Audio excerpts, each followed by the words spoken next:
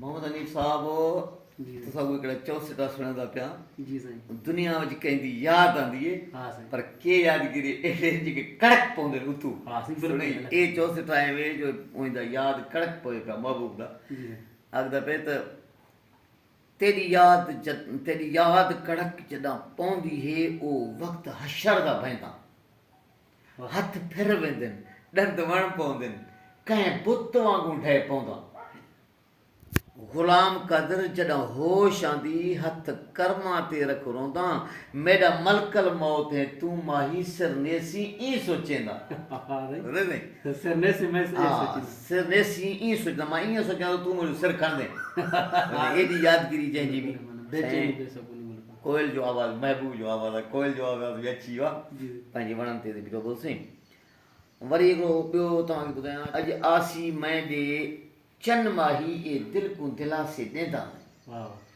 चुस्त नज़र रख चारियां विच चरियां वांगू खड़खड़ बहंदा में इंतज़ार मिसल है मौत यारो हर वक़्त पिया मर मर जींदा में ग़ुलाम क़दर पता नहीं पवंदा कॾहिं खिलंदा ते कॾहिं रोंदा में यार असांजी दुआऊं दोस्तनि खे बि तव्हांखे बि मौंदरी जानी अलाह ख़ुशि कंदो एॾो सारो क़ीमती वक़्तु कढी असां वटि आया हो अॼु छो जो टाइम ई कंहिंखे न आहे को पंहिंजे आफ़त दौरु लॻो पियो आहे को रोज़ी में इन उन में वटसट में तंग लॻो पियो आहे वरी बि शुक्र आहे अलाह जी करम नवाज़ी आहे को कंहिं दोस्त वटि हली थो वञे क़दम खणी थो वञे त उते रब जी रहमत आहे हिन आफ़त दौर में बाक़ी बाबा जंहिं ॾे फ़ोन कर बि चवंदा टाइम कई ॾिसे थो हालात असां टाइम न आहे असां मां मसरूफ़ आहे असां ईअं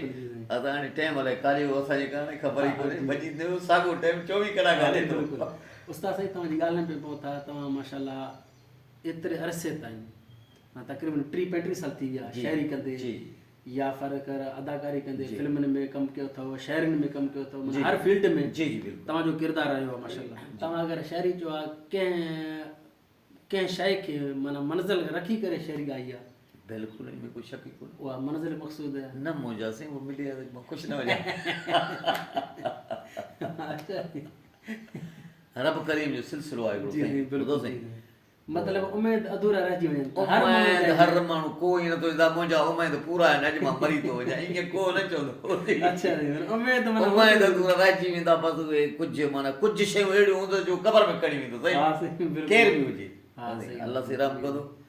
वरी बि हर कंहिंखे अलाह से ख़ुशि करे संगत खे बि असांखे अलाह से ख़ुशि करे बाबा साईं तव्हांखे असांजी कचहरी आहिनि मोहबत में मज़ो अचे त साईं खे लाइक ऐं करे फॉलो में कमेंट्स में साईं खे ॿुधाइजो अलाह ख़ुशि कंदो तव्हां दोस्तनि खे असांजा ॿाहिरि दोस्त आहियो असांजे पूरे पाकिस्तान में जेके बि आहिनि असांजा फ्रेंड आहिनि जेके बि आयो असांजा पंहिंजा हिंदू हुजे मुस्लमान हुजे हर कंहिंखे अलाह साईं आबाद करे